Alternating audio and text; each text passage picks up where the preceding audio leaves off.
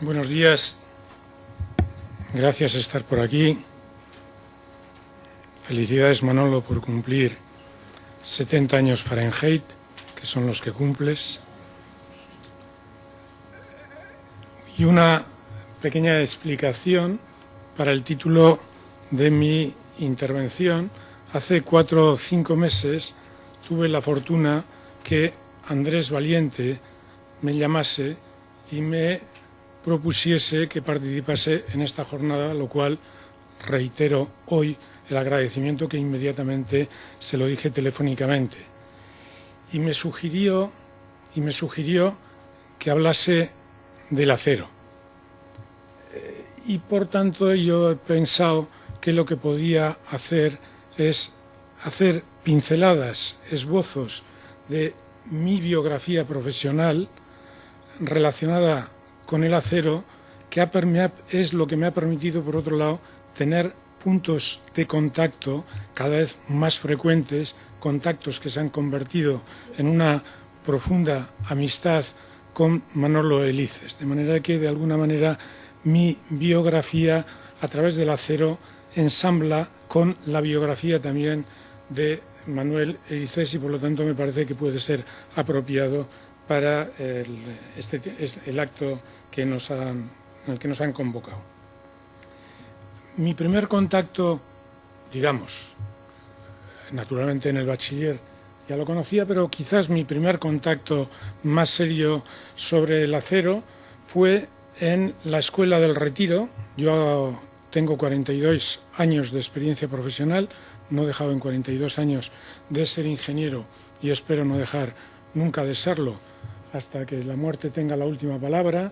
Y una de las cosas que recuerdo es que en una iniciación que era muy duro había 4 asignaturas. Era el año, me parece, 60 o cosa por el estilo, 61, y había matemáticas, física, materiales y dibujo. Y en materiales había una asignatura que era un coñazo. Estaba una serie de tomos que todavía veo que se venden por aquí en las publicaciones de Arredondo, y allí mezclados las cales con los yesos, que en las maderas, con los hormigones, con los cementos, había un capítulo específico de acero y había un diagrama pavoroso que era el del hierro-carbono. Naturalmente era un diagrama que nadie aprendió, que a casi todos nos produjo rechazo y que además no era de utilidad porque era poco probable que cayese como pregunta en el examen, con lo cual no había que estudiarlo.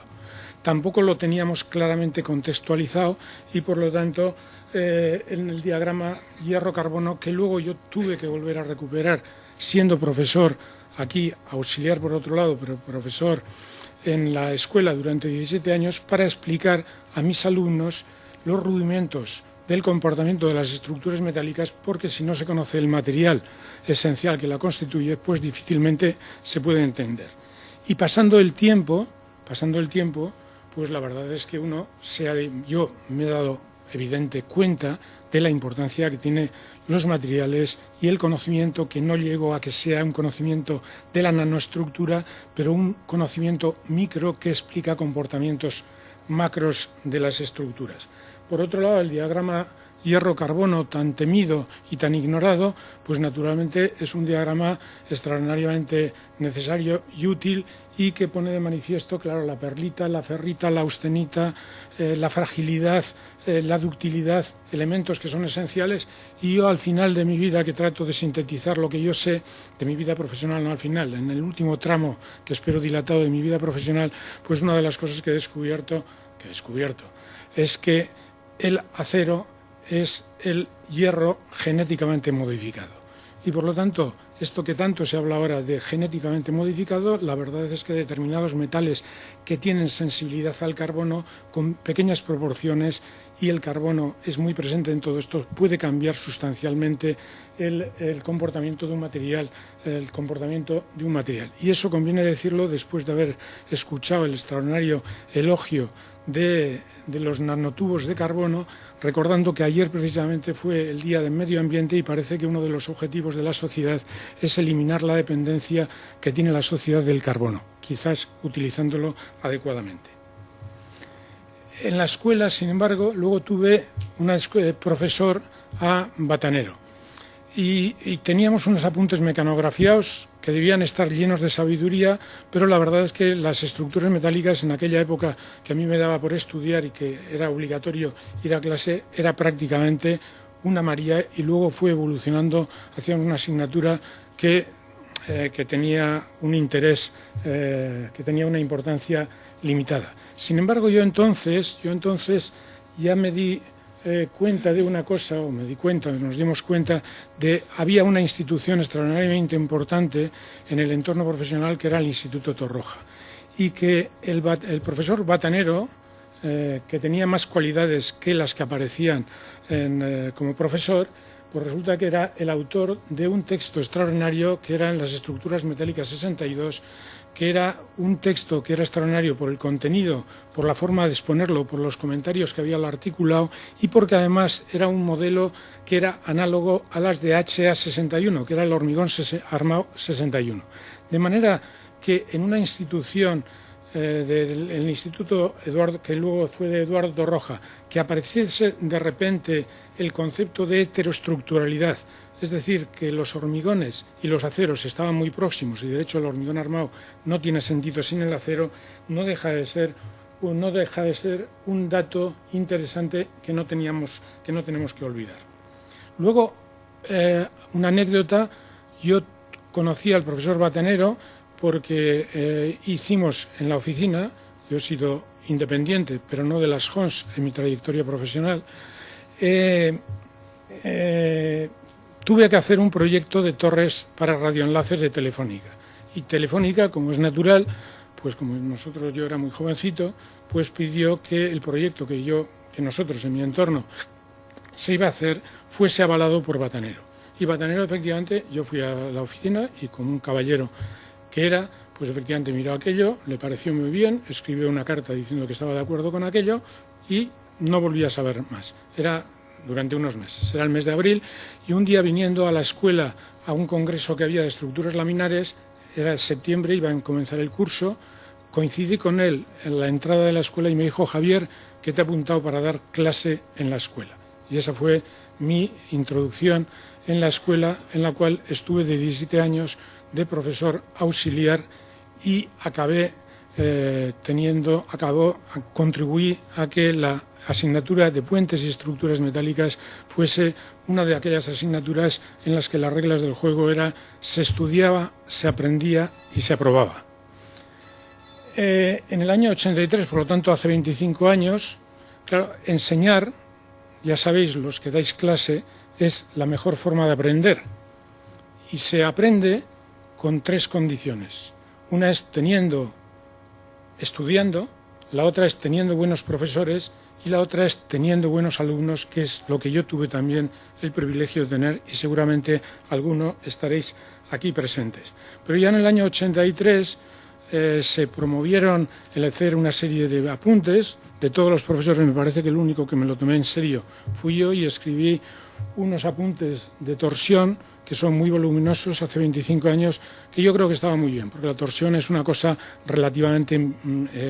misteriosa. El alabeo, la torsión uniforme, la torsión no uniforme, y unos apuntes que hoy por hoy todavía me parecen valiosos, y sobre todo que me da la satisfacción de una cosa que me interesa siempre mucho, es la capacidad de sintetizar. Y todos aquellos apuntes que tenían un cierto valor y que me ayudaron a mí a entender lo que era la torsión, lo que ello significa, lo que era el centro de esfuerzos cortantes, que la gente llegaba a cuarto de la Escuela de Caminos en estructuras después de haber pasado media docena de asignaturas de estructuras sin saber lo que era el centro de esfuerzos cortantes o centro de torsión, y por lo tanto sin comprender las estructuras que habían estudiado, y cómo en una página solo se puede sintetizar todo el concepto de la torsión. Posteriormente también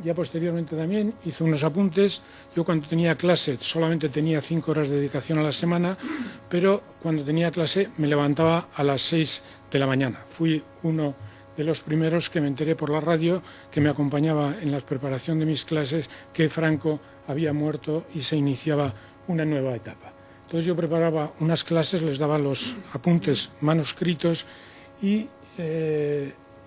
son unos apuntes realmente también me parece que sirvieron para el propósito, que es interesar a los alumnos en aquello que yo explicaba. Profesionalmente he trabajado muchísimas cosas con estructuras de acero y he sido capaz de construir muchas de las que he proyectado, lo cual es, en cierto modo, en el contorno en el que nos movemos, algo hecho mal, de manera que necesito... He apretado. Bueno, solamente para recordaros y recordarme en este contexto que yo soy un hombre al que la suerte hizo nacer zapador y que me he dedicado a la práctica profesional toda mi vida y por lo tanto a concebir, a proyectar, tratando estructuras, tratando de que y grandes infraestructuras, tratando de que se construyan tal como las he planteado. Y por ejemplo, lo cito porque es el pabellón de los descubrimientos. Y cuando hay problemas es cuando uno también añora los conocimientos o requiere o reclama o pretende penetrar en el comportamiento de los materiales. Y yo sé que el acero, como aquel edificio que tenía 120 metros de longitud, con la estructura fuera, sin juntas de dilatación, nada menos que en Sevilla, con los calores que hacía en Sevilla, no tenía juntas de dilatación porque el acero es un material, si está bien resuelto, las juntas, que son el elemento débil, eran juntas, uniones soldadas a tope, son prácticamente, no se pueden romper. Lo que se pueden hacer es deformar extraordinariamente, pero no hay quien las rompa si están bien concebidas y si están bien construidas. Y todo esto debido a una cualidad que es la ductilidad y debido a la ausencia de un defecto que es la fragilidad. Luego, naturalmente, estructuras de mucha naturaleza, solo pongo algunas de las estructuras metálicas, en las de la Reina Sofía, que uno aprende con el paso del tiempo y en contacto con la alta y franquiciada arquitectura, que eso de que las estructuras, que hay que optimizar las estructuras, porque los perfiles para que funcionen, para optimizar su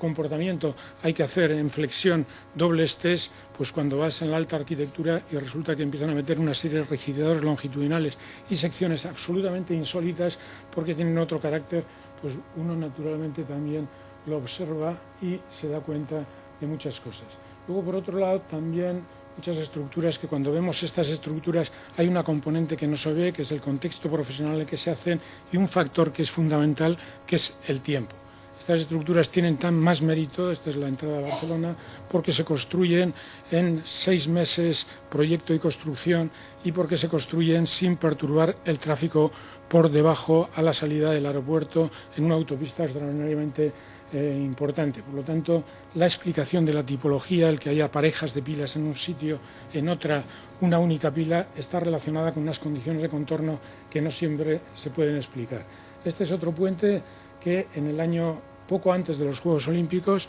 el primer croquis que hicimos fue en mayo del 91 y en diciembre del 2000 de ese mismo año estaba construido, para lo cual hubo que hacerlo fuera de sitio y sobre las autopistas trasladarlo extraordinariamente, y cuando se construyó este puente, que todavía naturalmente está allí y es esencial,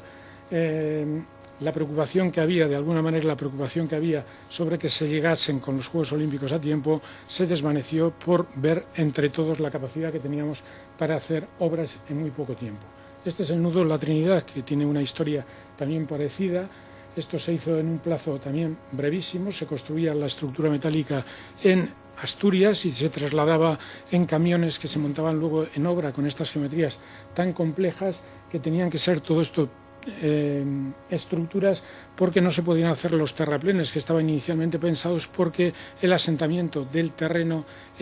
necesitaba mucho tiempo y no había tiempo para hacerlo, con lo cual hicimos estructuras de una extraordinaria complejidad. Este es otro puente en arco de 140 metros de luz en zona sísmica de alta sismicidad en Granada,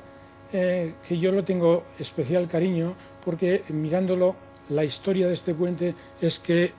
conseguimos, entre unos cuantos, hacer lo posible, venciendo la propuesta de la alternativa que tenía el constructor, que naturalmente su objetivo era cambiar el proyecto haciendo un terraplén de 100 metros. Seguramente es posible que me equivoque y estoy dispuesto a discutirlo y aceptarlo, pero seguramente en la estructura que tenemos actual profesionalmente pocas cosas hay tan poco innovadoras como la construcción, el mundo de la construcción. Esta es una pasarela metálica en el Segre, que tiene una sección en Z, hecha las secciones en Z parece que son poco eficientes, pero recibió el premio también de la construcción de la Convención Europea de la Construcción Metálica y fue premiada por un jurado en el cual estaba Javier Manterola, que fue capaz de entender el interés que tenía una sección, porque los puentes ni las pasarelas tienen por qué ser simétricos. Paso de prisa, esto hace 25 años también, un puente en celosía con acero cortén sobre el río Cadagua en Bilbao, en el cual la vía iba directamente embebida sobre la estructura y por lo tanto allí comprendíamos también la importancia de los nudos, de concentración de tensiones, los problemas de fatiga asociados al ferrocarril.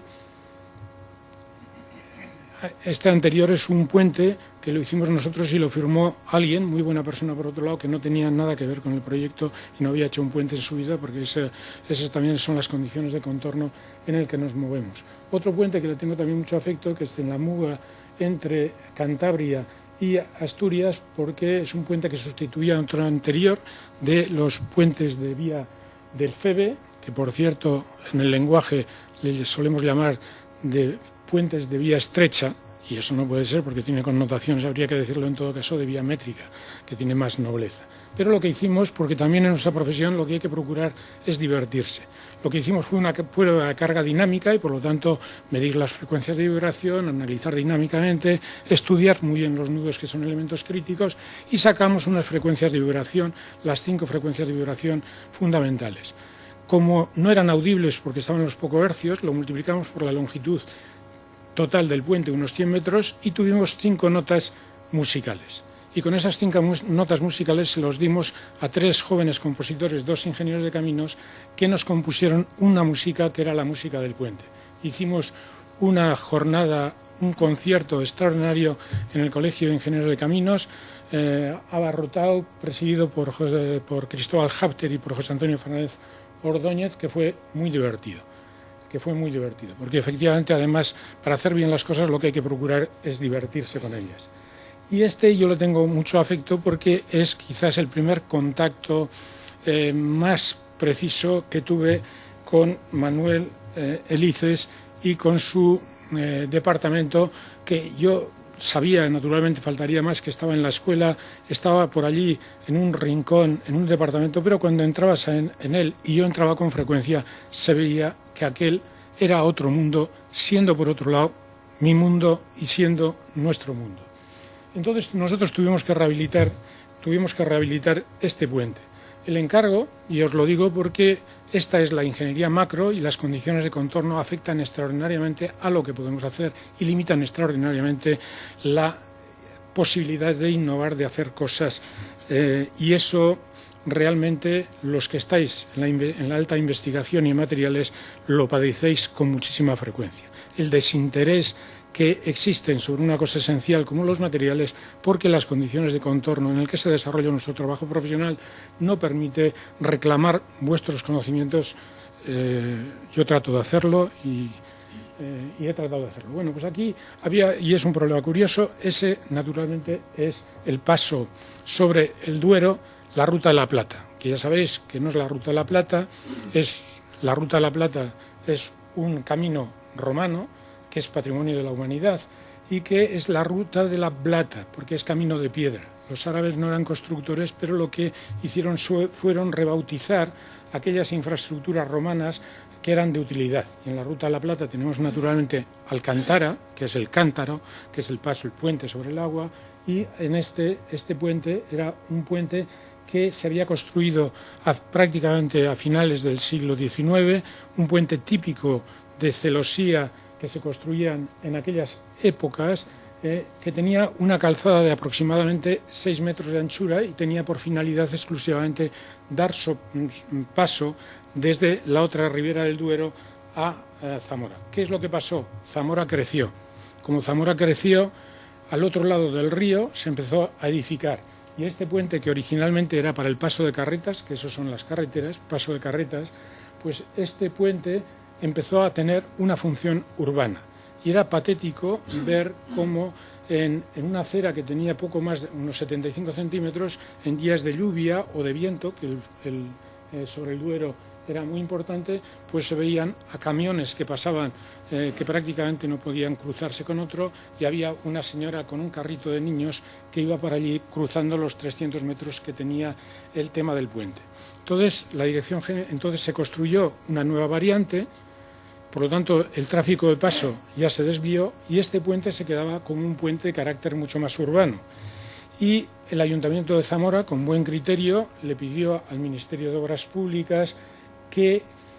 rehabilitase el puente antes de hacerse ellos cargo de su mantenimiento y de su custodia.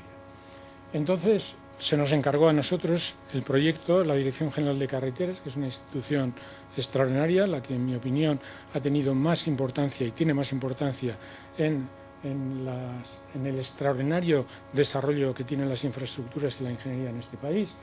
y se nos encargó a nosotros el proyecto. Nosotros, un puente hace mucho tiempo que sabemos, y yo sé que un puente es mucho más que un puente. Por lo tanto, es un camino y lo importante es el camino y por lo tanto la plurifuncionalidad es importante, y lo que hicimos fue, por un lado, analizar la capacidad que tenía para resistir el tráfico de paso, es decir, la capacidad que tenía para aprovechar el material. Y ahí nos encontrábamos con unos nudos decimonónicos que habían albergado porquería y humedad y que por lo tanto estaban corroídos, y con unos instrumentos de análisis, una cultura tensional que no permitía efectivamente determinar la capacidad que tenía aquella estructura. Y naturalmente, en cuanto abordas esto de esta manera, enseguida piensas en la mecánica de fractura, y cuando piensas en entrar más a fondo en el comportamiento de materiales, naturalmente vas al departamento de Manolo Lices y le pides su colaboración. Y entonces esa colaboración nació allí. Nosotros, el otro día pasé yo por allí, tuve el privilegio de pasar después de 10 años. Nosotros hicimos una pasarela externa que tiene 3 metros. Hicimos, después de los análisis, de todos los análisis estructurales, hicimos también una cosa que está muy bien, que es tipología estructural que sea poco susceptible al daño, es decir, que por sí misma sea tenaz, y por lo tanto una losa de hormigón que volaba y que nos permitió crear un paso peatonal de 3 metros, incluso con unos puntos para asomarse a la parte más noble del Duero, y se veía al fondo Zamora. Ni qué decir tiene que nosotros hicimos el proyecto. Nosotros no pudimos participar en la dirección de obra porque en el contexto en el que está montada nuestra profesión está prácticamente prohibido, porque de esa manera es más fácil cambiar el proyecto. Tuve que pelear muchísimo con el Ayuntamiento de Zamora y con Patrimonio de la Comunidad de Castilla y León para que permitiesen hacer este proyecto, que conseguimos. Y eso hay que decir en honor de la Dirección General de Carreteras otra vez, que en lugar de 100 millones de pesetas costó 300 millones de pesetas, y ni qué decir tiene que no se nos invitó a la inauguración del proyecto, de la obra. Pero el otro día pasé y es admirable y es magnífica. El día que paséis lo veré. Y bueno, yo esto lo resalto porque las condiciones de contorno influyen mucho, y porque aquello fue un contacto con Manolo Lices que me permitió, y con su equipo extraordinario, que me permitió a mí, por otro lado, empezar a profundizar más en mecánica fractura y en aquellas cosas que ellos sabían, que a mí me gustaría saber, que debería saber, pero que estas son las limitaciones que tenía. Y entonces, con ese motivo, además, Manolo tuvo la cortesía de invitarme a dar una clase. Ya sabéis que los profesores sois muy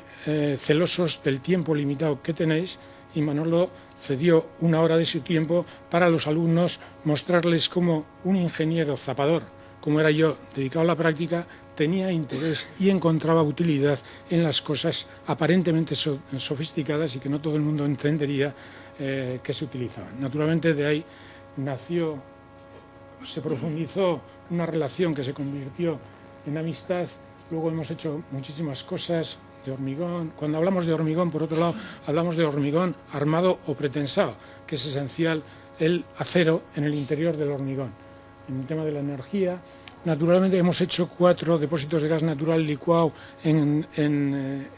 la India, y media docena me parece más en Qatar, y yo naturalmente cuando estaba trabajando en depósitos de gas natural licuado y hablábamos de los materiales criogénicos, pues naturalmente yo sabía cómo en los inicios de estas tecnologías y aquí en España, y desde aquí en España había habido un foco de prestigio internacional que había analizado todos estos temas y que desgraciadamente estos proyectos ahora se hacen sin necesidad de contar, porque ya hay una serie de estándares y hay unos ciertos hábitos establecidos que evitan considerar. Luego, posteriormente, yo dejé la escuela, de vez en cuando vengo por aquí, me agrada, como es natural, mucho verle, y por cierto, que hace relativamente poco me encontré a un antiguo compañero mío que me decía: Javier, que me han dicho que has dejado la escuela. Yo hacía 10 años que lo había dejado. Es decir, hay una cierta incomunicación entre departamentos y la escuela. Mi afán por enseñar, que era una forma de aprender, también me llevó a redactar recomendaciones de puentes metálicos y mixtos, un manual que yo creo que es muy valioso de puentes metálicos y mixtos, en los cuales traté también de incorporar los criterios para selección de materiales y por lo tanto aprovechar los conocimientos que tenía en esta casa, guía para la concepción de puentes. Naturalmente la mecánica de fractura está presente en muchas aplicaciones porque es la frontera entre la ductilidad y la fragilidad, que es una frontera extraordinariamente importante. Y en estos momentos también estamos en un tema que está lleno de futuro, y os quería, para acabar prácticamente, leeros un texto que se ha publicado, son 5 minutos y ya con eso acabo, en una extraordinaria exposición que ha habido de informes de la construcción para conmemorar el 60 aniversario en la Escuela de Caminos. El título de mi intervención, que voy a leer solamente 2 páginas, se llamaba Innovación en Madrid hacia 1948, que es un título inspirado en Juan Benet, una gran personalidad de la ingeniería, que a su vez se había inspirado en otros textos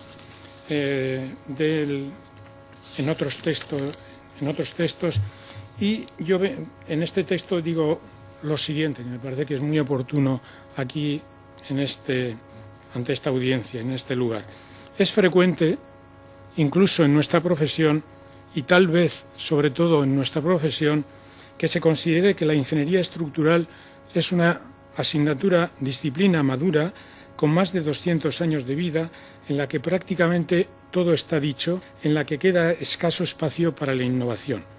Lo que claro está, desestimula la incorporación de jóvenes creativos e innovadores y limita los imprescindibles e insoslayables cambios generacionales. En todo caso, se dice que hay algunas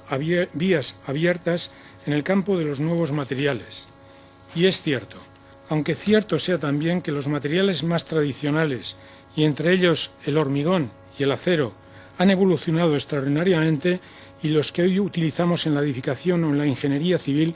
poco tienen que ver con los que se utilizaban hace 20, 50 o 150 años, de la misma manera que coche es el Ford T y coche es el Ferrari Testarossa de hoy en día. Pasan, sin embargo, mucho más desapercibidas las posibilidades de innovar asociadas a la solución de problemas nuevos, que pueden aparentar no serlo porque para hacerlo se utilizan materiales de siempre y técnicas constructivas tradicionales. Citaré por ello algunos de los problemas a los que nos enfrentamos en mi evidentemente limitado entorno profesional. La energía eólica, que con tanta fuerza ha brotado en pocos años y que requiere, hoy en día se están construyendo en el mundo aproximadamente 10.000 torres eólicas y en España 1.500 torres eólicas aproximadamente, que prácticamente hoy con las estructuras de acero y con la tecnología, con el proceso constructivo, no pueden pasar de 80 metros de altura ni pueden pasar de generadores de aerogeneradores de 1,5 a 1,8 megavatios. Nosotros hemos desarrollado y está ya en marcha torres prefabricadas de hormigón con alturas de 100, 120 y 140 metros de altura para aerogeneradores de 3 y 5 megavatios, que es una primicia internacional, porque tienen el mismo problema en todos sitios y y nuestra solución será. ¿Qué es lo que pasa con estas torres? Estas torres tienen una tecnología que tiene mucho en común con una cosa que es evidente. Casi todos los elementos verticales que se construyan, por ejemplo, pilas de puentes o chimeneas de centrales térmicas o grandes chimeneas, siempre se han hecho de hormigón. El hormigón es un material muy adecuado. ¿Qué es lo que pasa? Que hoy tenemos un enunciado nuevo. Unas torres muy elevadas que tienen arriba un generador y unas palas que provocan vibraciones, que pueden provocar fisuraciones, la evolución, el análisis de la fatiga, que puede limitar la calidad de vida, la deformabilidad del terreno. Hay toda una serie de elementos que parecían que estaban superados y que hoy tenemos que volvernos a plantear para poder dar una respuesta sólida a unas soluciones que son las de siempre, pero que tienen que dar respuesta a un problema con un enunciado nuevo. Los depósitos de gas natural licuado, a los que hemos hecho referencia, la ingeniería estructural en el campo de la energía tiene unas posibilidades extraordinarias. Entonces, naturalmente, aparte del comportamiento geogénico asociado a los materiales hormigón y acero en chapa, pretensados y armados que se utilizan, sin embargo, por otro lado, es frecuente que se construyan además en terrenos poco competentes cerca del mar y en ocasiones en zonas de alto riesgo sísmico. Es un campo, por lo tanto, abierto al conocimiento y a la innovación en los procesos de concepción, construcción y proyecto. Los puentes de alta velocidad ferroviaria, nosotros llamamos puentes, acueductos, los acueductos eran para llevar el agua, viaductos para llevar los viaductos y las carreteras puentes de carreteras para llevar las carretas, los coches modernos. Solamente deciros que los puentes de alta velocidad que se están construyendo por doquier, que son puentes largos y estrechos, son puentes que plantean unos problemas de vibraciones, de rigidez, una serie de elementos de conexión con el territorio, de exigencias de deformabilidad muy importantes que hacen que el problema de un puente de alta velocidad sea un problema significativamente diferente de un puente de carretera al que estamos acostumbrados. Por lo tanto, un campo muy importante en el que tenemos que innovar y que hay resquicio para la innovación, como lo hay, por otro lado, en los puentes integrales. No podemos descuartizar sin más ni más las estructuras. Muchas de las juntas que se construyen en edificios y en puentes no son necesarias y tienen muchos problemas. Los puentes integrales de carretera y de ferrocarril son que nosotros estamos impulsando y que hemos construido en ferrocarril y en carreteras, son muy importantes y hay unos grandes campos también para la innovación, como lo hay en túneles urbanos o interurbanos. Es extraordinaria la cantidad de túneles que se están construyendo en la actualidad. Y la ingeniería estructural y la ingeniería de materiales, porque el suelo no es otra cosa también que un material estructural, tiene mucho, la ingeniería estructural y la ingeniería de materiales tiene muchísimo que decir. Entonces los túneles urbanos e interurbanos que se han empezado a construir por doquier tienen la complejísima cuestión de la interacción suelo-estructura y la interacción de las deformaciones provocadas por la ejecución del túnel y de la estructura del túnel propiamente dicho, con la influencia que pueden tener en las edificaciones, sobre todo cuando pasan en zonas urbanas. El formato de los proyectos es algo que tiene que cambiar. Un campo para la innovación extraordinario. El formato de las grandes cajas con una cantidad de información tremenda, pero que sin embargo no se comunica, hay que cambiar. Proyectar es también tomar decisiones que están incluidas en el proyecto y un reto es la comunicación de esas decisiones a posteriores etapas hasta que el proyecto se hace realidad en la obra. El proyecto debe ser la obra virtual. Las numerosas y crecientemente sofisticadas pasarelas peatonales son otros elementos en los cuales el comportamiento dinámico es extraordinariamente importante, las condiciones en todas ellas de perdurabilidad, mejor que durabilidad, la definición de vida útil que está asociado al tema de la fatiga y las técnicas de mantenimiento son muy importantes.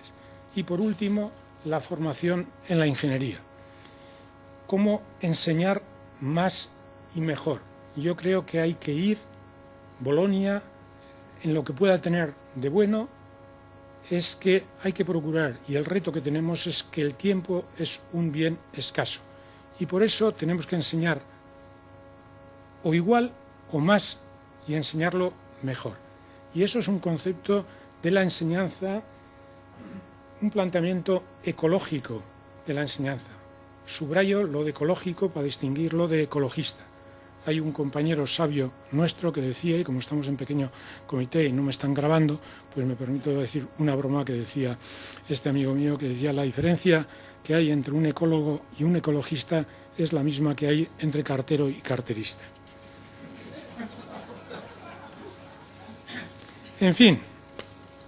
por acabar mi contribución también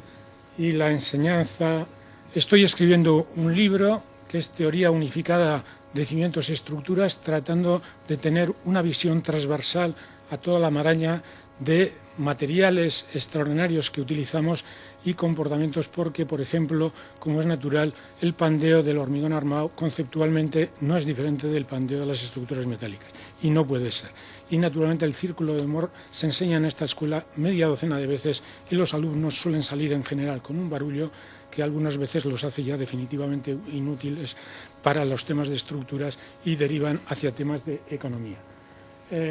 Habría más cosas que os podría decir, solamente deciros que naturalmente, gracias a Manolo, yo soy miembro de la Real Academia de Ingeniería y no es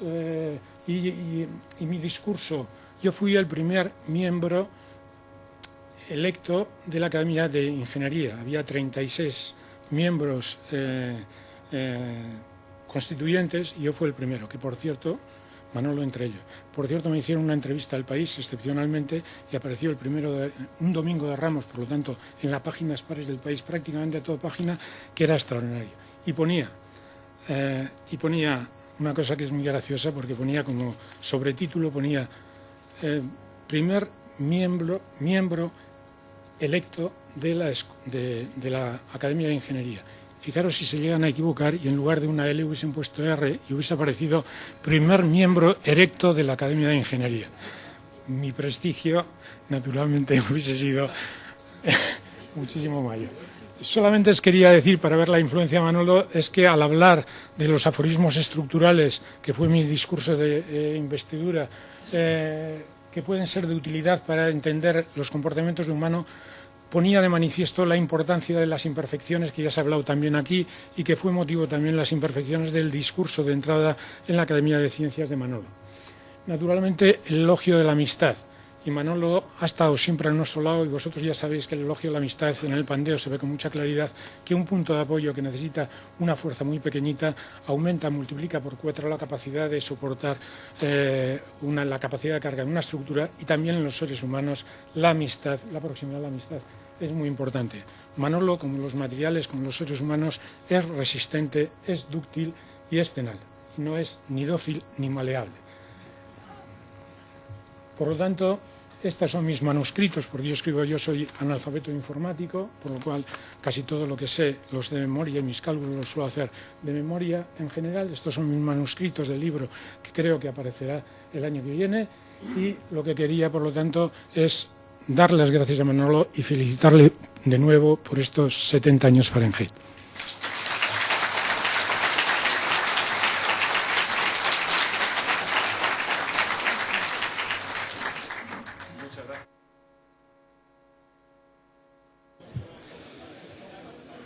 Buenos días de nuevo y vamos